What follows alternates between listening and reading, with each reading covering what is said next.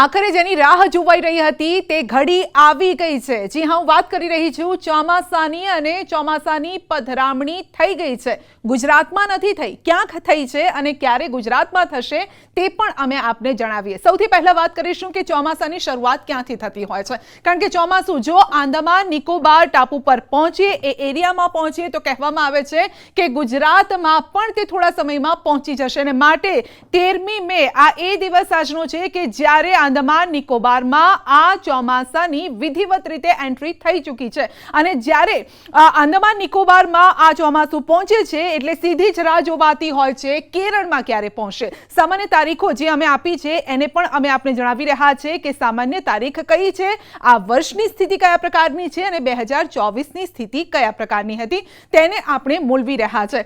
હવે જે red light આપને જોવા મળી રહી છે, આ રેડ લાઇન આપને જોવા મળી રહી છે તેની વાત કરીશું તો 22 મે કેરળમાં પહોંચવાની આ તારીખ હોય છે, કારણ કે જો 13મી મે અહીંયા પહોંચી જાય તો પછી સામાન્ય તારીખ કઈ છે તો 22 મે થી 1 જૂનની વચ્ચે કેરળમાં આ ચોમાસું પહોંચતું હોય છે। એટલે કે જેવું જ આંદામાન નિકોબાર પહોંચે એટલે કેરળના લોકો પણ રાહ જોતા હોય છે કે હવે ચોમાસું ક્યારે આવશે। જો કે કેરળમાં તો વરસાદની શરૂઆત થઈ જતી હોય છે, એ પ્રી મોન્સૂન એક્ટિવિટીના ભાગરૂપે આ વરસાદ થતો હોય છે, પરંતુ સામાન્ય તારીખોની વાત કરીએ તો 22 મે અને ત્યારબાદ આગળ વધતું જે ચોમાસું છે તે આવે છે ગુજરાત તરફ, એટલે મહારાષ્ટ્ર આવે ને મહારાષ્ટ્ર બાદ ગુજરાતમાં આવતું હોય છે। એટલે સામાન્ય રીતે આપણે જોતા હોઈએ છીએ કે મુંબઈમાં વરસાદ આવે એટલે ગુજરાતીઓ પણ તૈયારી કરી લેતા હોય છે, ખાસ કરીને દક્ષિણ ગુજરાતથી। આ જે નૈઋત્યનું ચોમાસું આગળ વધતું હોય છે ક્યાંથી આવે છે તો દક્ષિણ ગુજરાતથી આવતું હોય છે। તો સામાન્ય તારીખ કઈ છે મેં આપને જણાવ્યું તે મુજબ 22 મે થી 1 જૂનની વચ્ચે કેરળમાં આ ચોમાસું આવે છે અને ત્યારબાદ આવે છે ક્યાં વધે છે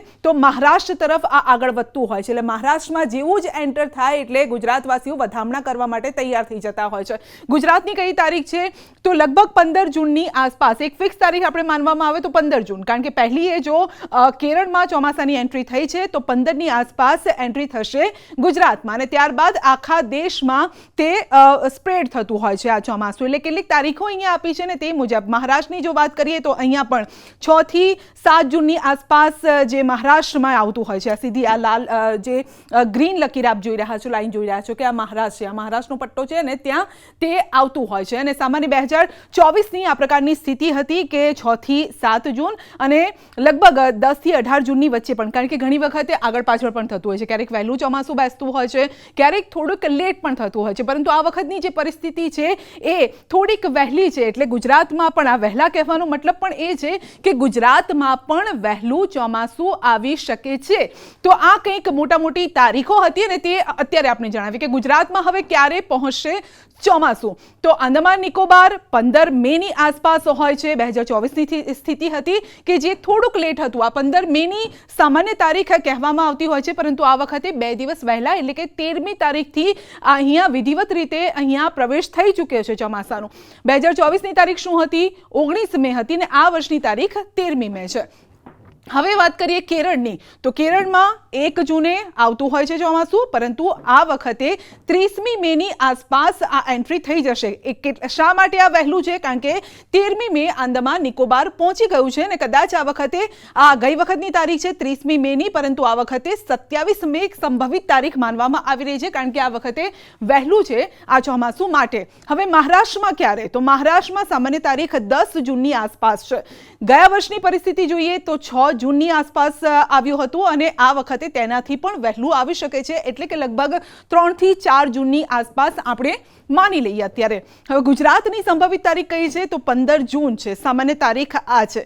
2024માં ક્યારે આવ્યું હતું? એ વખતે પણ વહેલું આવ્યું હતું, 10 જૂને આવ્યું હતું। એટલે આ ભલે અહીંયા 27મી આવતું હોય કેરળમાં, પરંતુ અહીંયા કદાચ એવું પણ બને કે પરિસ્થિતિ કદાચ સાનુકૂળ હોય તો વહેલું પણ અહીંયા આવી શકે છે। તો ગુજરાતમાં પણ ચોમાસું કદાચ વહેલું આવે તે પ્રકારની શક્યતાઓ છે। કહેવામાં તો એવું પણ આવી રહ્યું છે કે લગભગ 4-5 એટલે કે જૂનનું પહેલું અઠવાડિયું છે કદાચ ત્યારે જ ગુજરાતમાં ચોમાસું આવી શકે છે। અત્યારે જે પરિસ્થિતિ છે કંઈક એવી આ પરિસ્થિતિ અત્યારે છે તે લાગી રહી છે।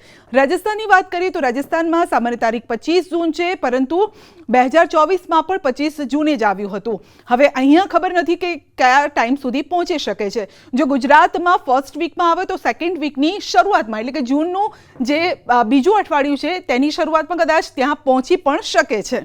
હવે જમ્મુ કાશ્મીર, કારણ કે આટલો લાંબો રસ્તો પાર કરીને જો પહોંચે ચોમાસું તો જમ્મુ કાશ્મીર સુધી પહોંચતા કેટલો સમય લાગશે?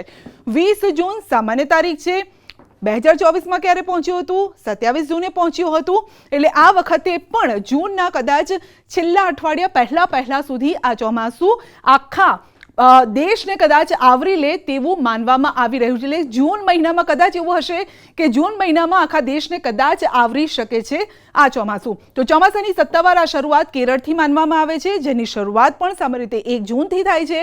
દેશમાં 1 જૂનથી શરૂ થયેલ ચોમાસાના આગમનની સફર 8 જુલાઈ સુધી ચાલતી હોય છે. એટલે અલગ અલગ જો વિસ્તારોની વાત કરીએ તો આપણે જમ્મુ કાશ્મીરની વાત કરી છે, છેક જે ટોપનો વિસ્તાર છે, પરંતુ દેશ જે આપણે બિહારની પણ વાત કરીએ, મધ્યપ્રદેશની પણ વાત કરીએ, પંજાબની પણ વાત કરીએ, એટલે અલગ અલગ જે દેશના રાજ્યો છે ત્યાં સુધી પહોંચતા લગભગ 8 જુલાઈ સુધી આ સમય હોય છે. એટલે કે આખા દેશમાં ચોમાસું 8 જુલાઈ સુધી બેસી જતું હોય છે.